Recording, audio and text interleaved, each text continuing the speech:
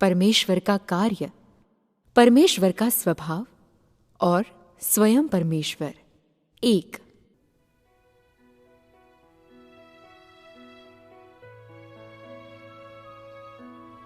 दो, परमेश्वर हव्वा को बनाता है। उत्पत्ति 2:18-20। फिर यहोवा परमेश्वर ने कहा, आदम का अकेला रहना अच्छा नहीं है। मैं उसके लिए एक ऐसा सहायक बनाऊंगा जो उससे मेल खाए।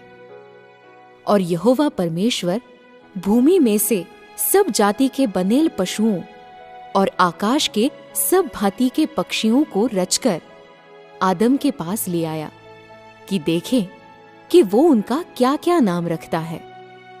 और जिस जिस जीवित प्राणी का जो जो नाम आदम ने रखा, वही उसका नाम हो गया।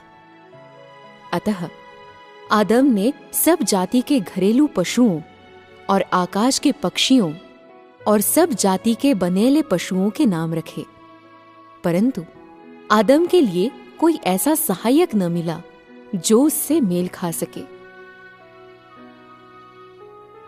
उत्पत्ति 2:22-23। और यहोवा परमेश्वर ने उस पसली को जो उसने आदम में से निकाली थी, स्त्री बना दिया और उसको आदम के पास ले आया। तब आदम ने कहा, अब ये मेरी हड्डियों में की हड्डी और मेरे मांस में का मांस है, इसलिए इसका नाम नारी होगा, क्योंकि ये नर में से निकाली गई है। पवित्र शास्त्र के इस भाग में यहां कुछ मुख्य वाक्यांश है। कृपया उन्हें रेखांकित करें। और जिस जिस जीवित प्राणी का जो जो नाम आदम ने रखा, वही उसका नाम हो गया। अतः किसने सभी जीवित प्राणियों को उनका नाम दिया था? ये आदम था, परमेश्वर नहीं। ये वाक्यांश मानव जाति को एक तथ्य बताता है। परमेश्वर ने मनुष्य को बुद्धि दी जब उसने उसकी सृष्टि की थी। कहने का तात्पर्य है, मनुष्य की बुद्धि परमेश्वर से आई थी। ये एक निश्चितता है। लेकिन क्यों? परमेश्वर ने आदम को बनाया, उसके बाद क्या आदम विद्यालय गया था? क्या वो जानता था कि कैसे पढ़ते हैं? परमेश्वर ने विभिन्न जीवित प्राणियों को बनाया, उसके बाद क्या आदम ने इन सभी पशुओं को पहचाना था? क्या परमेश्वर ने उसे बताया कि उनके नाम क्या थे? हाँ, वास्तव में परमेश्वर ने उसे ये भी नहीं सिखाया था कि इन प्राणियों के नाम कैसे रखने हैं। यही सच्चाई है। तो उसने कैसे जाना कि इन जीवित प्राणियों को उनके नाम कैसे देने थे और उन्हें किस प्रकार के नाम देने थे? ये उस प्रश्न से जुड़ा हुआ है कि परमेश्वर ने आदम में क्या जोड़ा जब उसने उसकी सृष्टि की थी। तथ्य ये साबित करते हैं कि जब परमेश्वर ने मनुष्य की सृष्टि की, तो उसने अपनी बुद्धि को उसमें जोड़ दिया था। ये एक मुख्य बिंदु है। क्या तुम सब लोगों ने ध्यानपूर्वक सुना? एक अन्य मुख्य बिंदु है जो तुम लोगों को स्पष्ट होना चाहिए। आदम ने इन जीवित प्राणियों को उनका नाम दिया। उसके बाद ये नाम परमेश्वर के शब्दकोश में निर्धारित हो गए थे। मैं ऐसा क्यों कहता हूं? ये परमेश्वर के स्वभाव को भी शामिल करता है और मुझे इसे समझना ही होगा। परमेश्वर ने मनुष्य की सृष्टि की, उसमें जीवन का श्वास फूंका और उसे अपनी कुछ बुद्धि, अपनी योग्यताएं और अपना स्वरूप भी दिया। परमेश्वर ने मनुष्य को ये सब चीजें दी। उसके बाद मनुष्य आत्मनिर्भरता से कुछ चीजों को करने और अपने आप सोचने के योग्य था। यदि मनुष्य जो सोचता है और जो करता है वो परमेश्वर की नजरों में अच्छा है, तो परमेश्वर इसे स्वीकार करता है और हस्तक्षेप नहीं करता है। यदि जो कुछ मनुष्य करता है वो सही है, तो परमेश्वर उसे भलाई के लिए ऐसे ही होने देगा। अतः वो वाक्यांश और जिस जिस जीवित प्राणी का जो जो नाम आदम ने रखा वही उसका नाम हो गया, क्या सूचित करता है? ये दर्शाता है कि परमेश्वर ने विभिन्न जीवित प्राणियों के नामों में कोई भी सुधार नहीं किया था। आदम उनका जो भी नाम रखता, परमेश्वर कहता हाँ, और उस नाम को वैसे ही दर्ज करता है। क्या परमेश्वर ने कोई राय व्यक्त की? नहीं, ये बिल्कुल निश्चित है। तो तुम लोग यहां क्या देखते हो? परमेश्वर ने मनुष्य को बुद्धि दी और मनुष्य ने कार्यों को अंजाम देने के लिए अपनी परमेश्वर प्रदत्त बुद्धि का उपयोग किया। यदि जो कुछ मनुष्य करता है वो परमेश्वर की नजरों में सकारात्मक है, तो इसे बिना किसी मूल्यांकन या आलोचना के परमेश्वर के द्वारा पुष्ट, मान्य एवं स्वीकार किया जाता है। ये कुछ ऐसा है जिसे कोई व्यक्ति या दुष्ट आत्मा या शैतान नहीं कर सकता है। क्या तुम लोग यहां परमेश्वर के स्वभाव के एक प्रकाशन को देखते हो? क्या एक मानव प्राणी, एक भ्रष्ट किए गए मानव प्राणी या शैतान दूसरों को स्वीकार करेंगे कि उनकी नाक के नीचे कार्यों को अंजाम देने के लिए उनका प्रतिनिधित्व करें? बिल्कुल भी नहीं। क्या वे पदवी के लिए उस अन्य व्यक्ति या अन्य शक्ति से लड़ाई करेंगे जो उनसे अलग है? हाँ, वास्तव में वे करेंगे। उस घड़ी यदि वो एक भ्रष्ट किया गया व्यक्ति या शैतान होता जो आदम के साथ था, तो जो कुछ आदम कर रहा था उन्होंने निश्चित रूप से उसे ठुकरा दिया होता। ये साबित करने के लिए कि उनके पास स्वतंत्र रूप से सोचने की योग्यता है और उनके पास अपनी अनोखी अंतर्दृष्टियां हैं, तो जो कुछ भी आदम ने किया था उन्होंने पूरी तरह से उसे नकार दिया होता। क्या तुम इसे ये कहकर बुलाना चाहते हो? ठीक है, मैं इसे ये कहकर नहीं बुलाने वाला हूं, मैं इसे वो कहकर बुलाने वाला हूं। तुमने इसे टॉम कहा था, लेकिन मैं इसे हैरी कहकर बुलाने वाला हूं। मुझे अपनी प्रतिभा का दिखावा करना है। ये किस प्रकार का स्वभाव है? क्या ये अनियंत्रित रूप से अहंकारी होना नहीं है? लेकिन क्या परमेश्वर के पास ऐसा स्वभाव है? ये कार्य जिसे आदम ने किया था, क्या उसके प्रति परमेश्वर की कुछ असामान्य आपत्तियां थीं? स्पष्ट रूप से उत्तर है नहीं। उस स्वभाव के विषय में जिसे परमेश्वर प्रकाशित करता है, उसमें जरा सी भी तार्किकता, अहंकार या आत्मदंभ नहीं है। यहां ये बहुतायत से स्पष्ट है। ये तो बस एक छोटी सी बात है, लेकिन यदि तुम परमेश्वर के सार को नहीं समझते हो, यदि तुम्हारा हृदय ये पता लगाने की कोशिश नहीं करता है कि परमेश्वर कैसे कार्य करता है और उसकी मनोवृत्ति क्या है, तो तुम परमेश्वर के स्वभाव को नहीं जानोगे या परमेश्वर के स्वभाव की अभिव्यक्तियों एवं प्रकाशन को नहीं देखोगे। क्या ये ऐसा नहीं है? क्या तुम उससे सहमत हो जिसे मैंने अभी अभी तुम्हें समझाया था? आदम के कार्यों के प्रत्युत्तर में परमेश्वर ने जोर से घोषणा नहीं की, तुमने अच्छा किया तुमने सही किया। मैं सहमत हूं। फिर भी जो कुछ आदम ने किया, परमेश्वर ने अपने हृदय में उसकी स्वीकृति दी, उसकी सराहना एवं तारीफ की थी।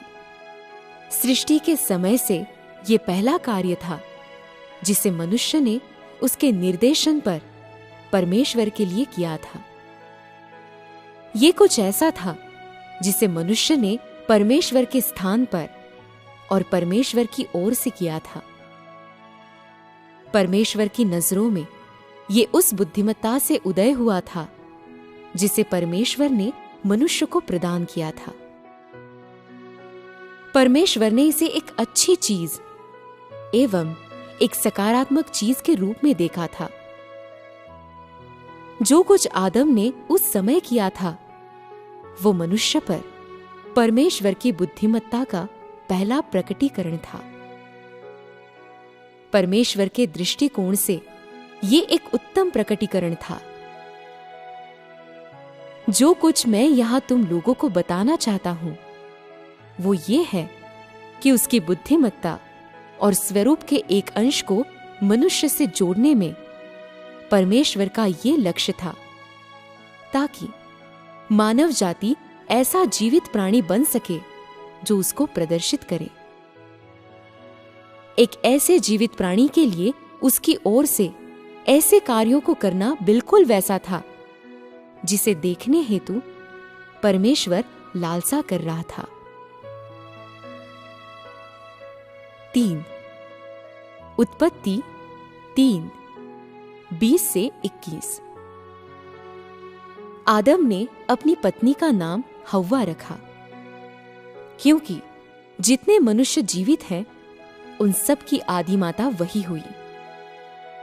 और यहोवा परमेश्वर ने आदम और उसकी पत्नी के लिए चमड़े के अंगरखे बनाकर उनको पहना दिए। आओ हम इस तीसरे अंश पर एक नजर डालें, जो बताता है कि उस नाम के पीछे एक अर्थ है जिसे आदम ने हव्वा को दिया था।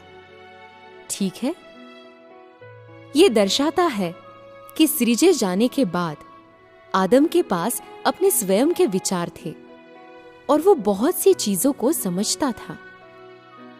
लेकिन फिलहाल हम जो कुछ वो समझता था या कितना कुछ वो समझता था, उसका अध्ययन या उसकी खोज करने नहीं जा रहे हैं, क्योंकि ये वो मुख्य बिंदु नहीं है जिस पर मैं तीसरे अंश में चर्चा करना चाहता हूं। अतः तीसरे अंश का मुख्य बिंदु क्या है? आइए हम इस पंक्ति पर एक नजर डालें।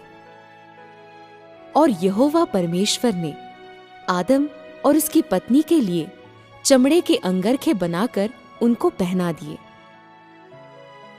यदि आज हम पवित्र शास्त्र की इस पंक्ति के बारे में संगति नहीं करें, तो हो सकता है कि तुम लोग इन वचनों के पीछे निहित अर्थों का कभी एहसास न कर पाओ। सबसे पहले मुझे कुछ सुराग देने दो। अपनी कल्पना को विस्तृत करो और अदन के बाग की तस्वीरें देखो, जिसमें आदम और हव्वा रहते हैं। परमेश्वर उनसे मिलने जाता है, लेकिन वे छिप जाते हैं क्योंकि वे नग्न हैं। परमेश्वर उन्हें देख नहीं सकता है, और जब वो उन्हें पुकारता है, उसके बाद वे कहते हैं, हम में तुझे देखने की हिम्मत नहीं है क्योंकि हमारे शरीर नग्न हैं। वे परमेश्वर को देखने की हिम्मत नहीं करते हैं क्योंकि वे नग्न हैं। तो यहोवा परमेश्वर उनके लिए क्या करता है? मूल पाठ कहता है, और यहोवा परमेश्वर ने आदम और उसकी पत्नी के लिए चमड़े के अंगरखे बनाकर उनको पहना दिए। अब क्या तुम लोग जानते हो कि परमेश्वर ने उनके वस्त्रों को बनाने के लिए क्या उपयोग किया था? परमेश्वर ने उनके वस्त्रों को बनाने के लिए जानवर के चमड़े का उपयोग किया था। कहने का तात्पर्य है जो वस्त्र परमेश्वर ने मनुष्य के लिए बनाया वो एक रोएदार कोट था। ये वस्त्र का पहला टुकड़ा था जिसे परमेश्वर ने मनुष्य के लिए बनाया था। एक रोएदार कोट आज की जीवन शैली के अनुसार ऊंचे बाजार का मद है, ऐसी चीज जिसे पहनने के लिए हर कोई खरीद नहीं सकता है। यदि तुमसे कोई पूछे मानव जाति के पूर्वजों के द्वारा पहना गया वस्त्र का पहला टुकड़ा क्या था, तुम उत्तर दे सकते हो, ये एक रोएदार कोट था। ये रोएदार कोट किसने बनाया था? तुम आगे प्रत्युत्तर दे सकते हो, परमेश्वर ने इसे बनाया था। यही मुख्य बिंदु है। इस वस्त्र को परमेश्वर के द्वारा बनाया गया था। क्या ये ऐसी चीज नहीं है जो ध्यान देने के योग्य है? फिलहाल मैंने अभी अभी इसका वर्णन किया है। क्या तुम्हारे मनों में एक छवि उभर कर आई है? इसकी कम से कम एक अनुमानित रूपरेखा होनी चाहिए। आज तुम लोगों को बताने का बिंदु ये नहीं है कि तुम लोग जानो कि मनुष्य के वस्त्र का पहला टुकड़ा क्या था। तो फिर बिंदु क्या है? ये बिंदु रोएदार कोट नहीं है, परंतु ये है कि परमेश्वर के द्वारा प्रकट किए गए स्वभाव एवं स्वरूप को कैसे जाने जब वो ये कार्य कर रहा था। और यहोवा परमेश्वर ने आदम और उसकी पत्नी के लिए चमड़े के अंगरखे बनाकर उनको पहना दिए। इसकी छवि में परमेश्वर किस प्रकार की भूमिका निभाता है जब वो आदम और हव्वा के साथ है? मात्र दो मानव प्राणियों के साथ एक संसार में परमेश्वर किस प्रकार की भूमिका में प्रकट होता है? परमेश्वर की भूमिका के रूप में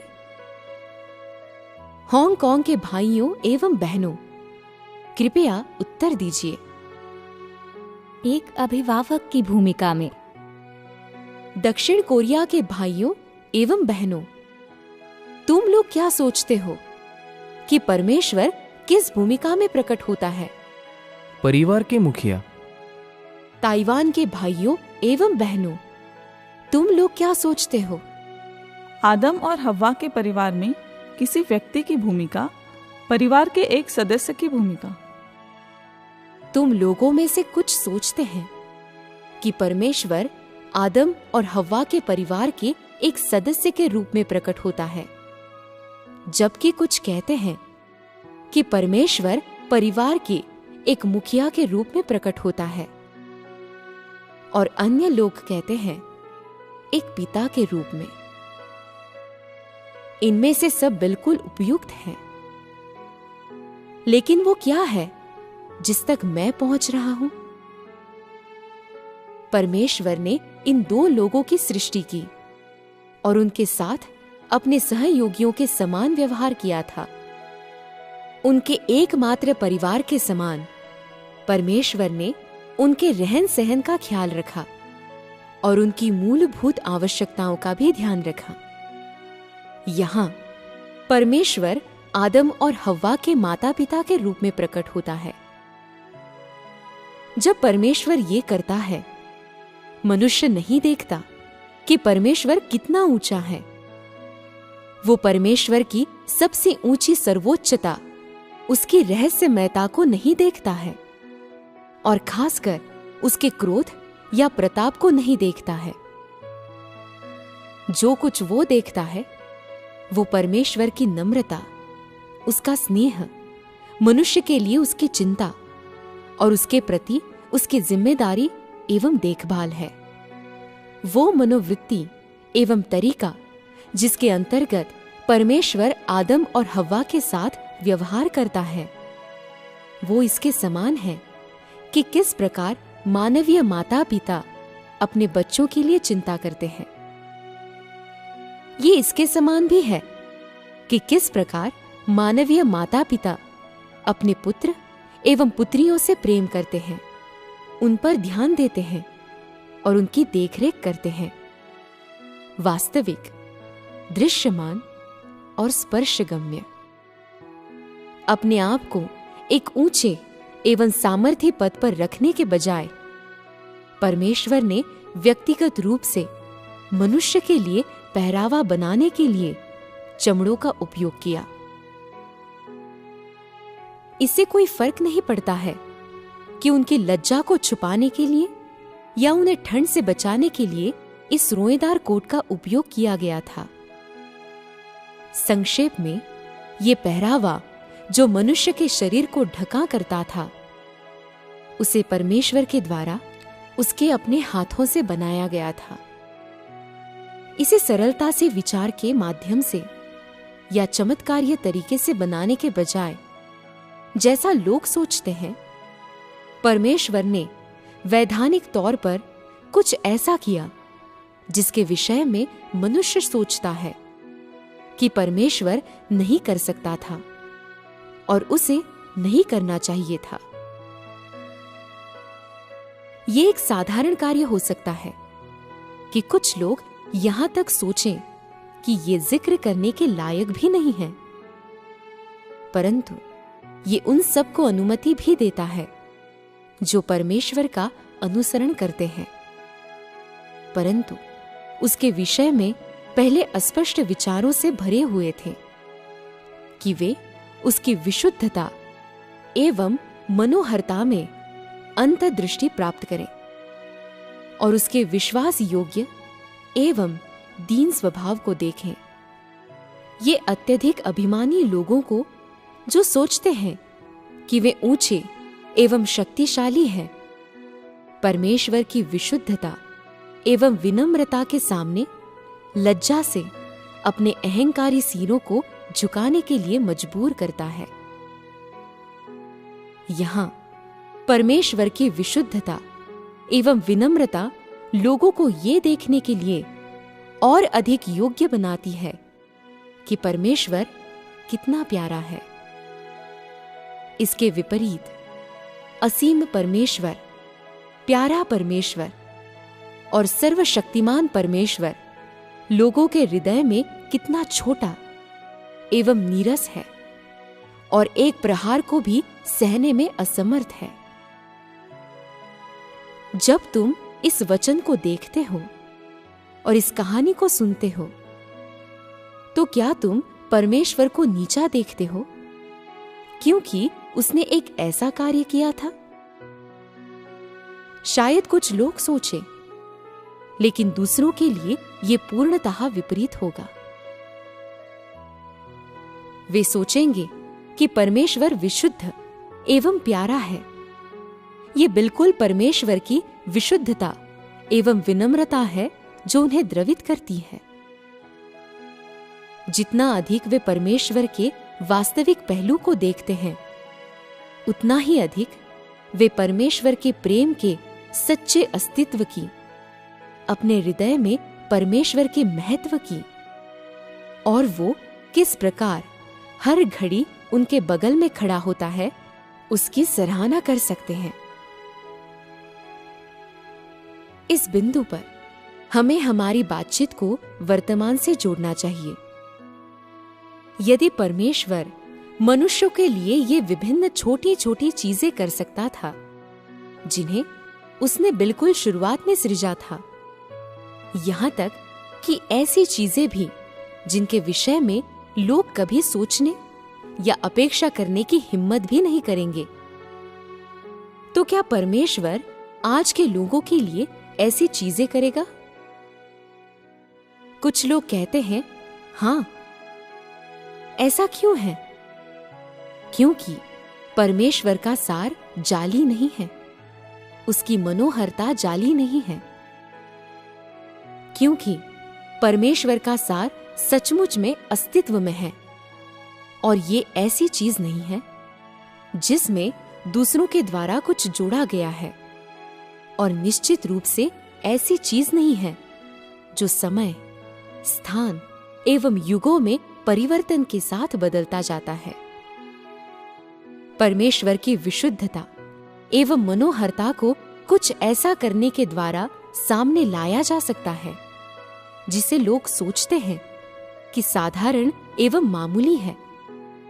ऐसी चीज जो बहुत छोटी है कि लोग सोचते भी नहीं हैं कि वो कभी करेगा। परमेश्वर ढोंगी नहीं है। उसके स्वभाव एवं सार में कोई अतिशयोक्ति, छद्मवेश, गर्व या अहंकार नहीं है। वो कभी डींगे नहीं मारता है, बल्कि इसके बजाय प्रेम करता है, चिंता करता है, ध्यान देता है और मानव प्राणियों की अगुवाई करता है, जिन्हें उसने विश्वास योग्यता एवं ईमानदारी से बनाया है। इससे कोई फर्क नहीं पड़ता है कि लोग इसमें से कितनी चीजों की सराहना एवं एहसास कर सकते हैं या देख सकते हैं, क्योंकि परमेश्वर निश्चय ही इन चीजों को कर रहा है। क्या ये जानना कि परमेश्वर के पास ऐसा सार है उसके लिए लोगों के प्रेम को प्रभावित करेगा? क्या ये परमेश्वर के विषय में उनके भय को प्रभावित करेगा?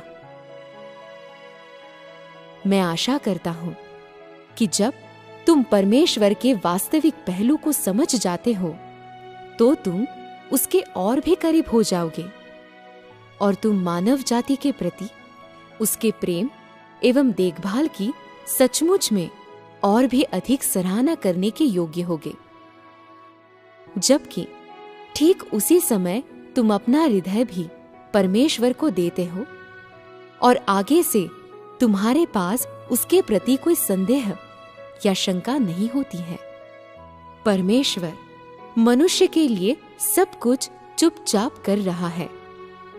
वो ये सब अपनी ईमानदारी, विश्वास योग्यता एवं प्रेम के जरिए खामोशी से कर रहा है। लेकिन उन सब के लिए जिसे वो करता है उसे कभी कोई शंका या खेद नहीं हुआ, न ही उसे कभी आवश्यकता हुई कि कोई उसे किसी रीति से बदले में कुछ दे, या न ही उसके पास कभी मानव जाति से कोई चीज प्राप्त करने के इरादे हैं। वो सब कुछ जो उसने हमेशा किया है उसका एकमात्र उद्देश्य ये है ताकि वो मानव जाति के सच्चे विश्वास एवं प्रेम को प्राप्त कर सके।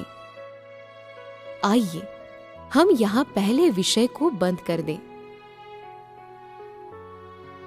क्या इन चर्चाओं ने तुम लोगों की सहायता की है? ये कितनी सहायक थी? परमेश्वर के प्रेम की और अधिक समझ एवं ज्ञान। वार्तालाप का ये तरीका भविष्य में हमारी सहायता कर सकता है कि परमेश्वर के वचन की बेहतर ढंग से सराहना करें, कि उन भावनाओं को समझें जो उसके पास थीं और उन चीज़ों के पीछे के अर्थों को समझें जिन्हें उसने कहा था जब उसने उन्हें बोला था, और जो कुछ उसने उस समय महसूस किया था उसका एहसास करें। क्या तुम लोगों में से कोई इन वचनों को पढ़ने के बाद परमेश्वर के वास्तविक अस्तित्व का और भी अधिक आभास करता है? क्या तुम लोग एहसास करते हो कि परमेश्वर का अस्तित्व अब और खोखला या अस्पष्ट नहीं है? जब एक बार तुम लोगों के पास ये एहसास होता है, क्या तुम लोग आभास करते हो कि परमेश्वर बिल्कुल तुम लोगों के बगल में है? कदाचित संवेदना ठीक इस समय स्पष्ट नहीं है, या हो सकता है कि तुम लोग इसे अब तक महसूस करने के योग्य नहीं हो। लेकिन एक दिन जब तुम लोगों के पास अपने हृदय में परमेश्वर के स्वभाव एवं सार के विषय में सचमुच में एक गहरी सराहना एवं वास्तविक ज्ञान होता है, तो तुम आभास करोगे कि परमेश्वर बिल्कुल तुम्हारे बगल में है। ये बस इतना है कि तुमने अपने हृदय में असल में परमेश्वर को कभी ग्रहण नहीं किया था। ये वास्तविक है। इस वार्तालाप के तरीके के बारे में तुम लोग क्या सोचते हो? क्या तुम लोग इसे समझ पाए? क्या तुम लोग सब सोचते हो कि परमेश्वर के कार्य और परमेश्वर के स्वभाव के विषय में इस प्रकार की संगति बहुत बोझिल है? तुम लोगों ने कैसा महसूस किया था? बहुत अच्छा, उत्साहित। किस चीज ने तुम लोगों को अच्छा महसूस कराया? तुम लोग क्यों उत्साहित थे? ये अदन के बाग में वापस लौटने, वापस परमेश्वर के पास लौटने के समान है। परमेश्वर का स्वभाव वास्तव में प्रत्येक के लिए बिल्कुल अपरिचित विषय है, क्योंकि जो कुछ तुम सामान्यतः सोचते हो, जो कुछ तुम पुस्तकों में पढ़ते या संगतियों में सुनते हो, ये तुम्हें हमेशा एक नेत्रहीन मनुष्य के समान महसूस कराता है जो एक हाथी को स्पर्श कर रहा है। तुम बस अपने हाथों से आसपास की चीजों को महसूस करते हो, लेकिन तुम असल में अपनी आंखों से कुछ भी नहीं देखते हो। हाथ का स्पर्श तुम्हें आसानी से परमेश्वर के ज्ञान की एक आधारभूत रूपरेखा नहीं दे सकता है। एक स्पष्ट धारणा की तो बात ही छोड़ दो।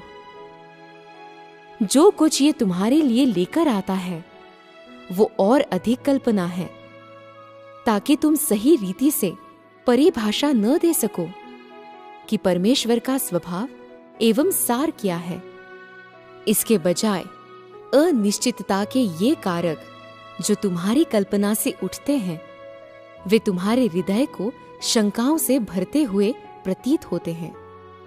जब तुम किसी चीज के विषय में निश्चित नहीं हो सकते हो और फिर भी तुम इसे समझने की कोशिश करते हो, तो तुम्हारे हृदय में हमेशा विरोधाभास एवं संघर्ष होते हैं, और कई बार ये एक अशांति का रूप भी ले लेता है और तुम भ्रमित महसूस करते हो।